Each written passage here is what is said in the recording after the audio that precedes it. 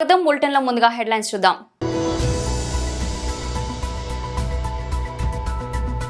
కేసీఆర్ ని ట్రంప్ తో పోల్చిన రేవంత్.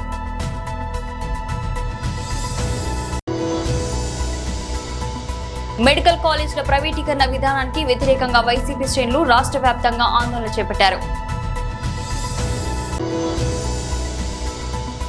ఆర్డీటీ సంస్థ ఎదుర్కొంటున్న సమస్యలపై అసెంబ్లీలో గళం వినిపించిన ఎమ్మెల్యే సింధూరారెడ్డి.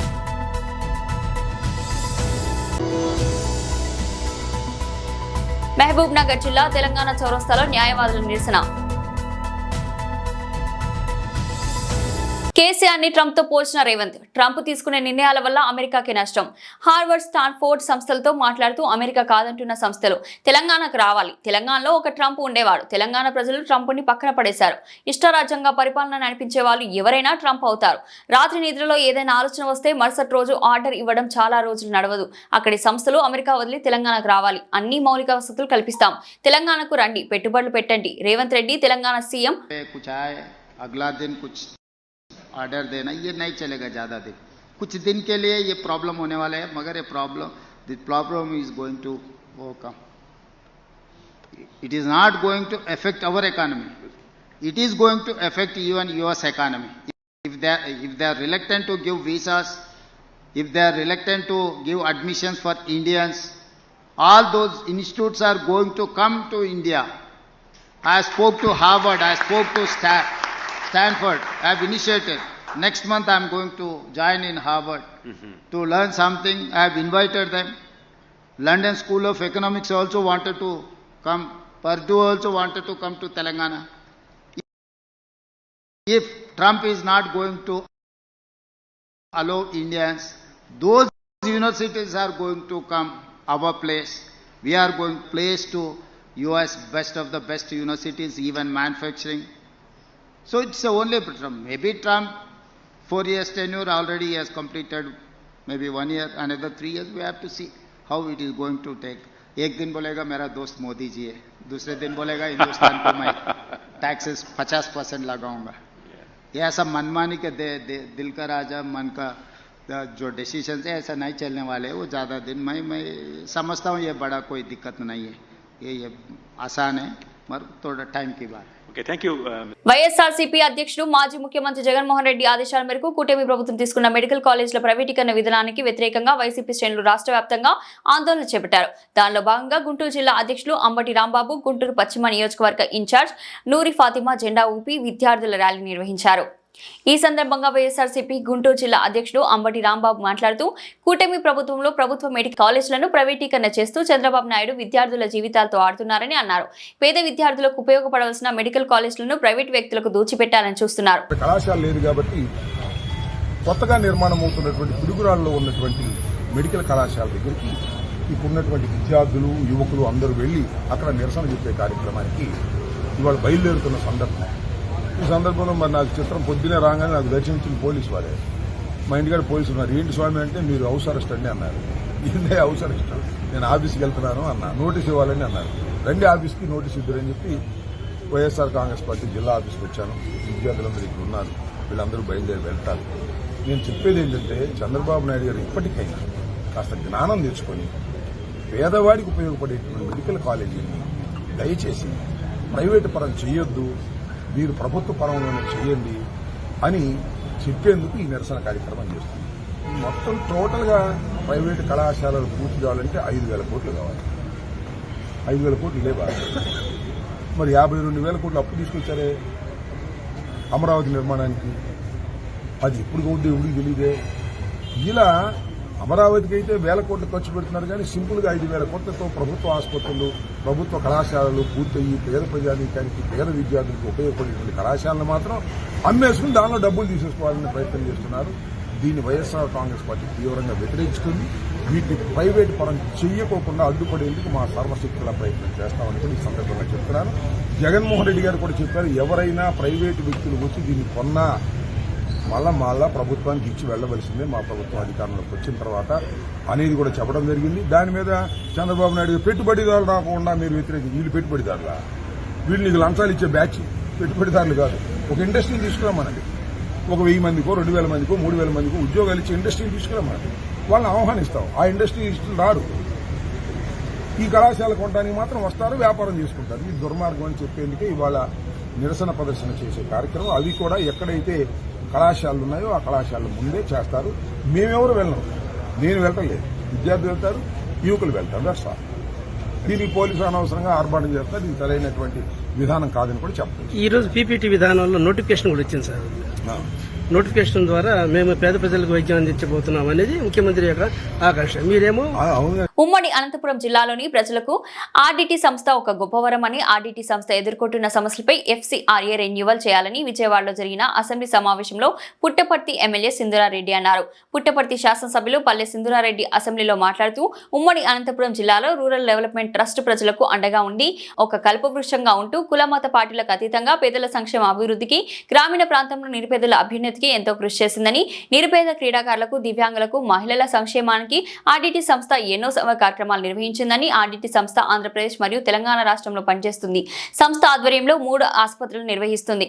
ఆర్డీటీ సంస్థకు ఎఫ్సీఆర్ఏ రెన్యువల్ ను కేంద్ర ప్రభుత్వం నుంచి అమలుపరిచేలా చర్యలు తీసుకోవాలని అసెంబ్లీ స్పీకర్ కు పుట్టపర్తి ఎమ్మెల్యే పల్లె సింధురారెడ్డి గలం వినిపించారు. క్రీడా రంగంలోను, వైద్య రంగంలోను, ఇంకా గ్రామీణ పేద మహిళలకు అభివృద్ధి ఇంకా అభ్యున్నతికి చాలా సేవలు చేస్తారు అధ్యక్ష. ఏపీ, తెలంగాణ రాష్ట్రాల్లో దాదాపు 3891 గ్రామాల్లోనూ ఇంకా 4.5 లక్షల మంది కుటుంబాల అభివృద్ధికి ఈ సంస్థ సేవ చేసింది అధ్యక్ష. అలాగే లక్షలాది మందికి కూడా చాలా వరకు దీని అభిమానం పొందారు అధ్యక్ష. ఎస్సీ/ఎస్టీ కాలనీల్లో స్కూళ్ళు ప్రారంభించారు. ఇంకా గ్రామీణ ప్రాంతాల్లో చెక్ డ్యాములు, రోడ్లు కూడా వేయించారు అధ్యక్ష. అనంతపురం జిల్లాలో 3 హాస్పిటళ్లు నడుపుతారు అధ్యక్ష ఈ సంస్థ. అందులో భాగంగా దాదాపు 8.5 లక్షల మందికి అవుట్ పేషెంట్లకును, 60,000 మంది ఇన్ పేషెంట్లకును ప్రతి సంవత్సరం వీళ్ళు సేవ చేస్తారు అధ్యక్ష. 15,000 సర్జరీలు, 15,000 డెలివరీలు కూడా ఈ సంస్థ చేస్తుంది అధ్యక్ష. అదే విధంగా 3,000 మంది సంస్థలో పనిచేస్తారు అధ్యక్ష. ఇంకా క్రీడా రంగంలో వీరిచ్చే ట్రైనింగ్ ద్వారా చాలా మంది పిల్లలు జాతీయ, అంతర్జాతీయ స్థాయిలో కూడా క్రీడల్లో చాలా వరకు పాల్గొంటారు అధ్యక్ష. ఇటువంటి గొప్ప సంస్థకి కొన్ని సాంకేతిక కారణాల వల్ల ఎఫ్సీఆర్ఏ రెన్యువల్ మన కేంద్ర ప్రభుత్వం చేయడం లేదు అధ్యక్ష. మీ ద్వారా మన రాష్ట్ర ప్రభుత్వాన్ని, ఇంకా గౌరవ ముఖ్యమంత్రి శ్రీ నారా చంద్రబాబు నాయుడు గారిని కోరుతున్నాను అధ్యక్ష, ఈ సంస్థకి ఎఫ్సీఆర్ఏ రెన్యువల్ కేంద్ర ప్రభుత్వం ద్వారా చేయించమని కోరుతున్నాను అధ్యక్ష. ధన్యవాదాలు. నాగర్ కర్నూల్ బార్ అసోసియేషన్ లో న్యాయవాదిగా విధులు నిర్వర్తిస్తున్న సాయి కుమార్ అనే న్యాయవాదిపై జరిగిన హత్యాయత్నానికి నిరసనగా శుక్రవారం తెలంగాణ రాష్ట్ర వ్యాప్తంగా జరిగిన విధుల బహిష్కరణ కార్యక్రమంలో భాగంగా మహబూబ్ నగర్ బార్ అసోసియేషన్ ప్రధాన కార్యదర్శి శ్రీధర్రావు నేతృత్వంలో నిరసన కార్యక్రమం జరిగింది. ఈ సందర్భంగా న్యాయవాదులంతా విధులను బహిష్కరించారు. అందరూ కలిసి కోర్టు ప్రాంగణంలో నుంచి తెలంగాణ చౌరస్తా వరకు ర్యాలీ నిర్వహించారు. పాదయాత్రగా మహిళా సీనియర్ జూనియర్ న్యాయవాదులు కదం తొక్కారు. పెద్ద ఎత్తున నినాదాలతో అందరూ తెలంగాణ చౌరస్తాకు చేరుకున్నారు. ఈ సందర్భంగా న్యాయవాదిపై జరిగిన, అలాగే న్యాయవాదులపై జరుగుతున్న దాడులను ఖండించారు. ఈ నిరసన కార్యక్రమంలో బార్ అసోసియేషన్ ప్రధాన కార్యదర్శి శ్రీధర్రావు మాట్లాడుతూ న్యాయవాదులపై జరుగుతున్న దాడులకు ప్రత్యామ్నాయంగా న్యాయవాదుల రక్షణ చట్టాన్ని వెంటనే అమలుపరచాలని డిమాండ్ చేశారు. విధి నిర్వహణలో ఉన్నటువంటి న్యాయవాదుల పట్ల వారిపై జరుగుతున్న దాడులను సమాజంలో ఉన్న ప్రతి ఒక్కరూ ఖండించాల్సిన అవసరం ఉందని ఆయన తెలిపారు. గత కొంతకాలంగా ఇటువంటి దాడులు పెరిగిపోయాయని ఆయన అన్నారు. న్యాయవాదులపై దాడి చేసిన దుండగులను పోలీసులు అరెస్ట్ చేసి ఫాస్ట్ ట్రాక్ కోర్టు ద్వారా విచారణ జరిపించాలని ఆయన డిమాండ్ చేశారు. న్యాయవాదుల రక్షణ చట్టాన్ని అమలుపరిచే విధంగా కేంద్ర రాష్ట్ర ప్రభుత్వాలు చొరవ తీసుకోవాలని ఆయన అన్నారు. మీరు ఎన్నిసార్లు రోడ్ ఎక్కినా కానీ ప్రభుత్వం పట్టించుకుంటలేదు. ఎందుకోసం పట్టించుకుంటలేదు? మనం ప్రభుత్వం దృష్టిలోకి తీసుకోవాలి. అందరం ఒకటి కావాలి. ఒకటి అయితేనే తెలుస్తుంది ప్రభుత్వానికి. సో అన్ని బార్ అసోసియేషన్స్ అందరూ ఒకటై పోరాడితే ఖచ్చితంగా మనకు సురక్షణ చట్టం అమల్లోకి వస్తుందని భావిస్తున్నాను. ఇదే మా మనవి. కోర్టులో 2 అడ్వకేట్లపై దాడి చేయడం జరిగింది. అట్లాగే నార్కన్ల అడ్వకేటు సాయి కుమార్పై ఆయన ఇంటి మీద దాడి చేయడం జరిగింది. ఇట్లాగే ఇదే దాడులు ఇట్లాగే కొనసాగితే కేంద్ర రాష్ట్ర ప్రభుత్వాలు అడ్వకేట్లను దృష్టిలో పెట్టుకొని ఎందుకు ధర్నా చేస్తున్నారు, ఎందుకు విధులు బైకాట్ చేస్తున్నారు అనేది ఈ గవర్నమెంట్లు క్షుణ్ణంగా పరిశీలించి రక్షణ చట్టం తీసుకురావాలని చెప్పి ఎన్నోసార్లు వేడుకుంటున్నారు. వామన్రావు కరీంనగర్లో, పెద్దపల్లి జిల్లా కరీంనగర్లో వామన్రావు దంపతులను హత్యాయత్నం చేసిండ్రు. వాళ్ళు మరణకాండ చేస్తే వాళ్ళకు నిన్న సుప్రీంకోర్టు సిబిఐ ఎంక్వైరీకి నిన్న దర్యాప్తుకు వచ్చింది. అది కూడా రాష్ట్ర ప్రభుత్వాలు, కేంద్ర ప్రభుత్వాలు గమనించి మాకు తెలంగాణ రాష్ట్రాన్ని ఎట్లయితే సెంట్రల్ గవర్నమెంట్ అనౌన్స్మెంట్ చేసిందో 2014లో, కాబట్టి ఆ రోజు న్యాయవాదుల రక్షణ చట్టం అప్పుడే కోరినాం. అయినా ఇప్పటికీ న్యాయవాదులపై రోజు ప్రతిదాడులు జరుగుతూనే ఉన్నాయి. ఇట్లాగే కొనసాగితే, ఈ దమనకాండ కొనసాగితే మేము కంటిన్యూ బహిష్కరణ చేస్తాం. న్యాయవాదులపై రక్షణ చట్టాన్ని తీసుకురావడానికి కేంద్ర రాష్ట్ర ప్రభుత్వాలు, వాళ్ళు రాష్ట్ర ప్రభుత్వం కేంద్రం మీనేస్తుంది, కేంద్ర ప్రభుత్వం రాష్ట్రం మీనేస్తుంది. వాళ్లకు తప్పకుండా కనిపు కలగాలంటే మేము ఇట్లే కొనసాగితే కంటిన్యూ బైకాట్ చేస్తాం. రాష్ట్ర ప్రభుత్వాన్ని మేము డిమాండ్ చేస్తున్నాం, కేంద్ర ప్రభుత్వాన్ని డిమాండ్ చేస్తున్నాం. बहुत बड़ा तमाचा है।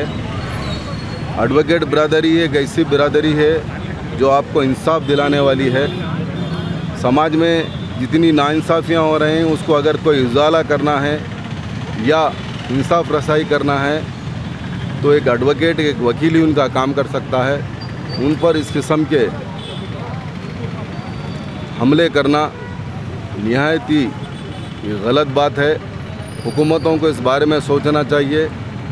आप देख रहे हैं नगर कर्नूल और नामपल्ली के एडवोकेट्स के ऊपर हमला किया गया। यहाँ कभी हम सोचने में मजबूर है कि क्या हिंदुस्तान में हम जमहूरियत में ज़िंदा हैं। हमारे संगारेड्डी के बार एसोसिएशन के प्रेसिडेंट साहब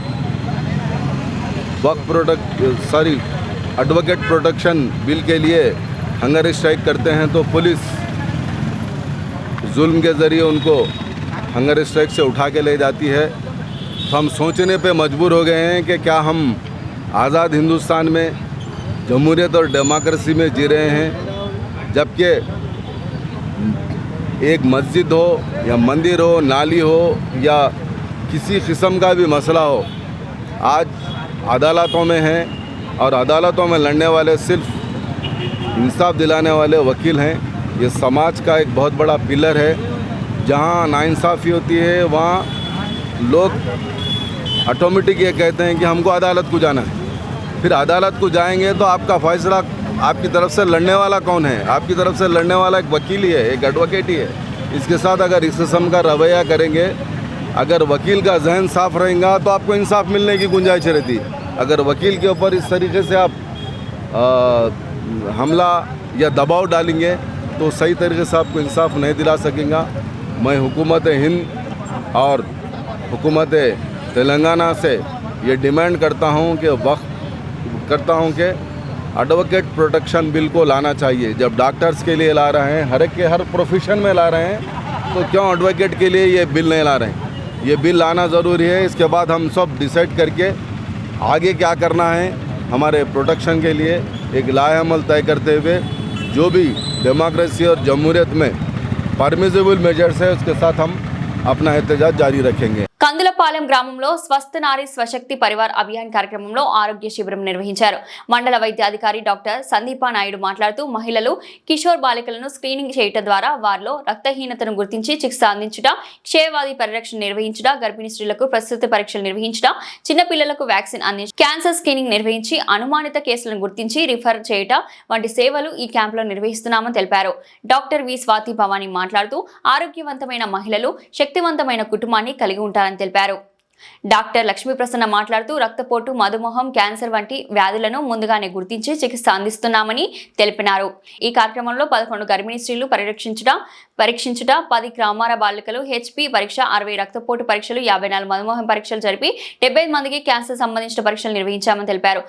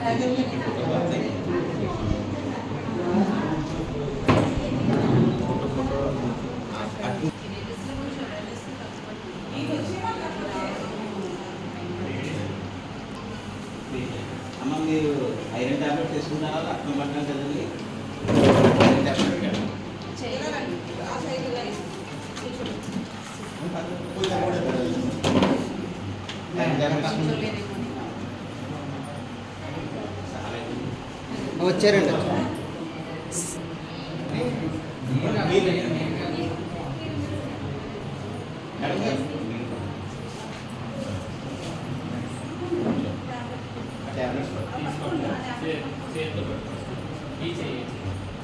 ఇలా చూడండి ఒకసారి.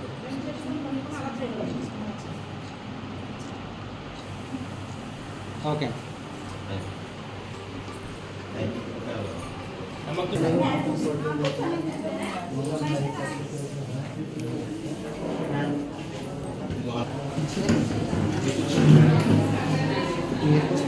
చూడండి మరి మర్యాద చేయాలండి.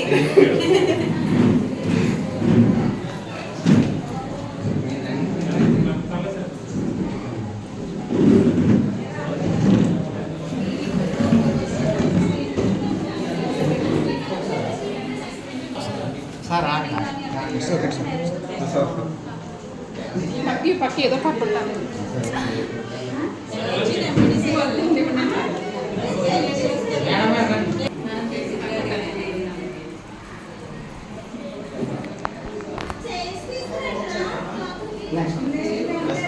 మ్యామ్ గారు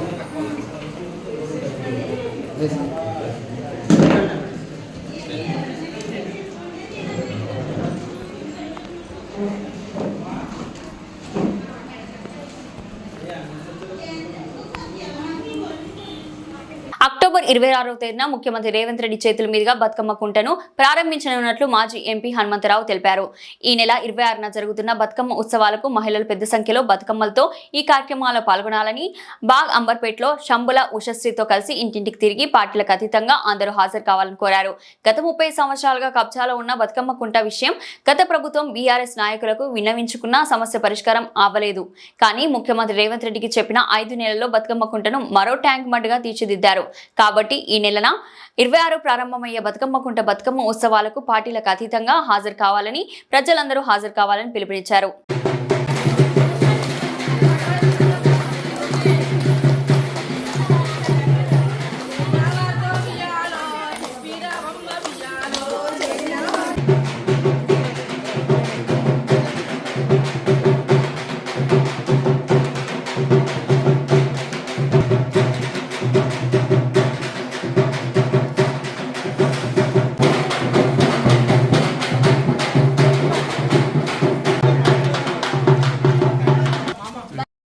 రంగనాథ్ గారికి నా ఉదయపూర్వక ధన్యవాదాలు. ముఖ్యంగా ఈ బతుకమ్మ కుంట తరతరాల నుంచి బతుకమ్మ ఆడేది మా అక్కలు, మా పెద్దమ్మలు, మా చిన్నమ్మలు. కానీ గత 35 ఏళ్ల నుంచి దాన్ని కబ్జా చేసిండ్రు.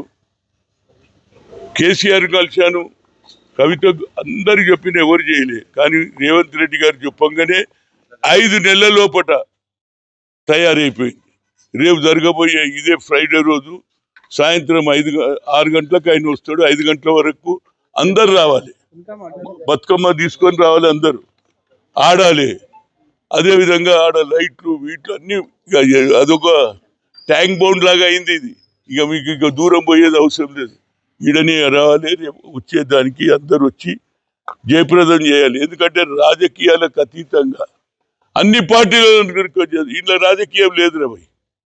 బీజేపీ కానీ, బీఆర్ఎస్ కానీ, సిపిఐ కానీ, సిపిఎం కానీ అందరూ చెరువు అనేది బతుకమ్మ కుంటాను అందరిది, అందరు రావాలి.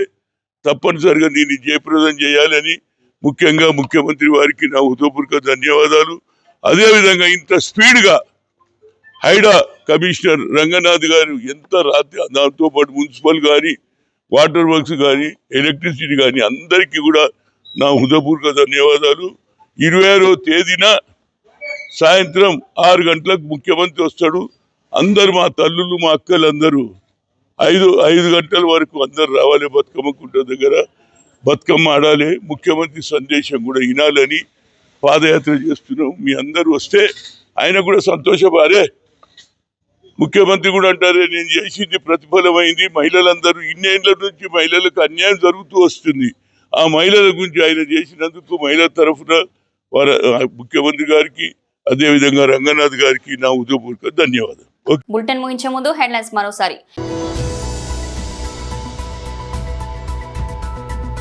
కేసీఆర్ ని ట్రంప్ తో పోల్చిన రేవంత్.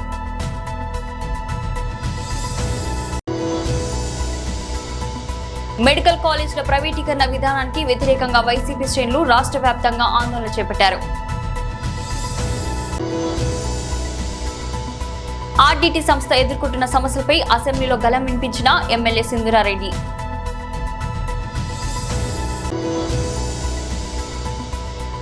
మహబూబ్ నగర్ జిల్లా తెలంగాణ చౌరస్తాలో న్యాయవాదుల నిరసన.